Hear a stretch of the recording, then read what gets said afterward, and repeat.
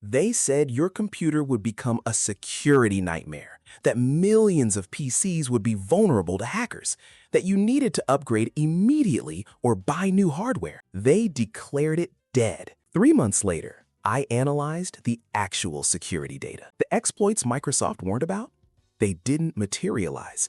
The urgent threat, it was manufactured. You asked me in comments, is this really dangerous or just fear-mongering? I'm going to show you the facts Microsoft doesn't want you to see, what they're hiding about their extended security updates, and the 3 options that prove Windows 10 isn't dead. Microsoft just wants to force you onto Windows 11. Let me show you what Microsoft actually did. Starting months before October 14th, they bombarded Windows 10 users with warnings, pop-ups in your start menu, alerts when you try to update, full-screen takeover messages saying Windows 10 support has ended. The language was designed to create panic.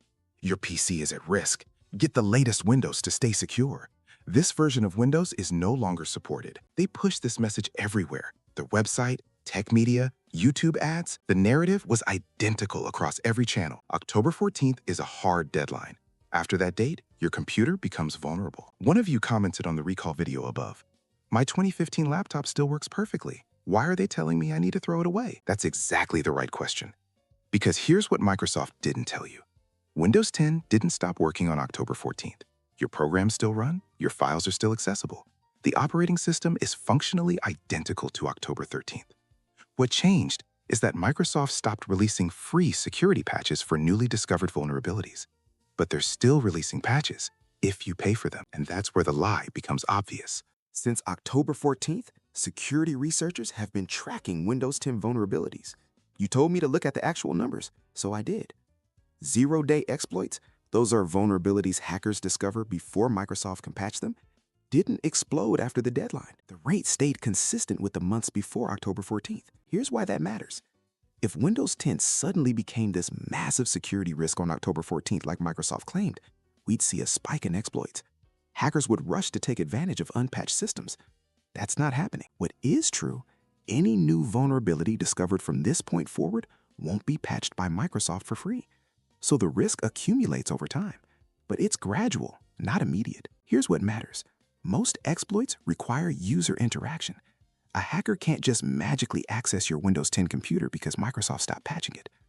You need to click a malicious link, download an infected file, or visit a compromised website. Someone commented on the Ring video, I just use my computer for email and YouTube. If that's you, your immediate risk isn't catastrophic. Microsoft framed this as, your computer will be hacked on October 15th. The reality is closer to, over the next 2 to 3 years, unpatched vulnerabilities will accumulate, and eventually you'll need to make a decision. But Microsoft can't sell Windows 11 licenses with that honest timeline, so they lied. Here's where Microsoft's lie becomes provable. They offer something called extended security updates. For $30 for the first year, they'll keep patching your Windows 10 computer. Wait, if Windows 10 is such a critical security risk that they bombarded you with warnings for 6 months, why are they willing to keep supporting it for money? The answer, because Windows 10 is perfectly viable. Microsoft just wants you on Windows 11 because it gives them more control, more telemetry, more cloud integration, more subscription revenue. Extended security updates prove Windows 10 can be kept secure. Microsoft is choosing not to provide those updates for free, even though they have the resources. Someone asked in comments, why are they pushing so hard if the risk isn't that bad? Because Windows 11 isn't about your security, it's about their business model. For context, when Windows XP reached end of life, Microsoft kept releasing critical patches for years after the official date because XP was so widely used. They prioritized security over forcing upgrades. With Windows 10, they're doing the opposite, using the end-of-life date as leverage to force you onto Windows 11. And if you can't upgrade because of hardware limitations, they want you to buy a new computer. Microsoft says upgrade to Windows 11, but Windows 11 has hardware requirements that deliberately exclude millions of working computers. TPM 2.0 chip, UEFI firmware, secure boot, 8th Gen Intel or Zen 2 AMD minimum. If your computer was built before 2018, it probably doesn't qualify. I know some of you are running 2015, 2017 laptops that work perfectly. Microsoft wants you to throw away functional hardware because it lacks a specific security chip. For those on fixed incomes or small businesses with 20 old PCs, this isn't just inconvenient, it's financially impossible. One commenter said, "I'm retired. A $600 new PC isn't happening." You can bypass the requirements with registry tweaks. Chris Titus has covered this extensively. But Microsoft won't support those installations. If something breaks, you're on your own. So your options, according to Microsoft, are pay $30 per year for extended security updates, buy a new computer that supports Windows 11, or accept the security risk of staying on unsupported Windows 10. But those aren't your only options. There are 3 paths Microsoft isn't advertising. Linux is free, runs on old hardware, and gets regular security updates. If you're frustrated with Microsoft's forced upgrade cycle, this is the option they definitely don't want you considering. Many of you have asked about this in comments. For basic use, web browsing, email, documents, media, Linux works identically to Windows. Linux Mint and Ubuntu are designed for Windows refugees. The #1 question in comments, what about Adobe? Photoshop doesn't run natively. Your alternatives, GIMP, free, learning curve, Affinity Photo, can run in Wine or VM, or keep a Windows partition just for Adobe. Gaming? Steam's Proton runs most games. Elden Ring, Baldur's Gate 3, Cyberpunk, all work. But if you play Valorant, League of Legends, or Destiny 2, anti-cheat software blocks Linux. Someone asked, is this too complicated for non-tech people? Honest answer, there is a learning curve.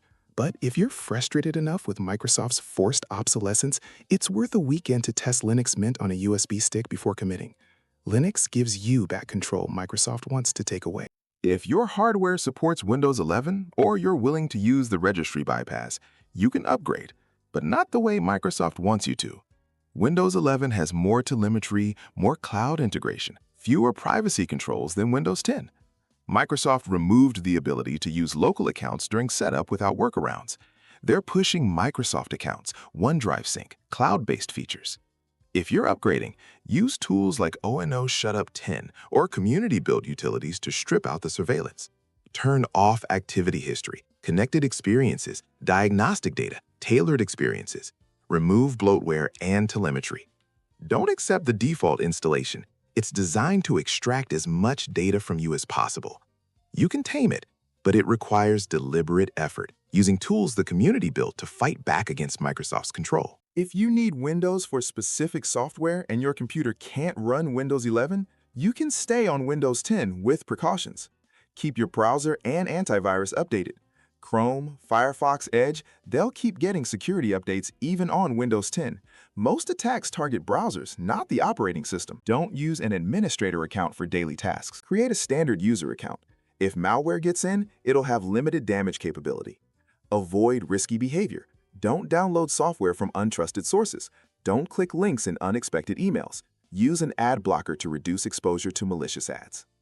This isn't permanent, but it buys you time to evaluate your other options without panicking into an expensive upgrade Microsoft manufactured urgency to sell. You asked me whether October 14th was a real deadline or a manufactured pressure. 3 months of data proves it was manufactured. Your Windows 10 computer still works.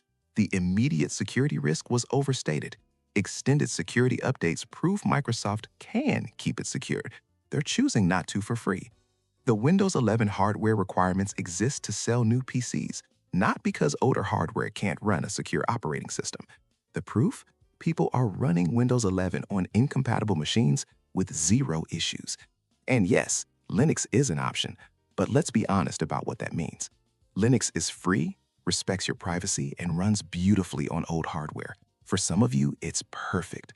If you browse the web, check email, write documents, and watch videos, Linux Mint or Ubuntu will do everything you need without the surveillance or forced upgrades. But Linux isn't a magic solution for everyone. If you rely on Adobe Creative Suite, Photoshop, Premiere, Illustrator, specific accounting software your business has used for 10 years, games with anti-cheat systems, industry-specific tools that only exist on Windows, hardware with drivers that don't exist for Linux, then switching isn't just inconvenient, it's potentially impossible. Wine and compatibility layers help, but they're not perfect. And just find a Linux alternative doesn't work when your entire workflow is built around specific Windows programs. Linux works great for the right person, but Microsoft knows most people can't switch completely, and they're using that dependency as leverage. So here's what you actually do. Whether you're the graphic designer who needs Adobe, the gamer worried about anti-cheat, the retiree on a fixed income, or the small business with 20 old PCs, you have time to make the right decision for your situation. Stay on Windows 10 with precautions while you research. Test Linux on a USB stick to see if it meets your needs, not what internet comments say you should do. Or upgrade to Windows 11, but strip the telemetry immediately using community-built privacy tools. Microsoft lied about the October 14th deadline to create urgency. Don't let manufactured fear force you into decisions that benefit them, not you.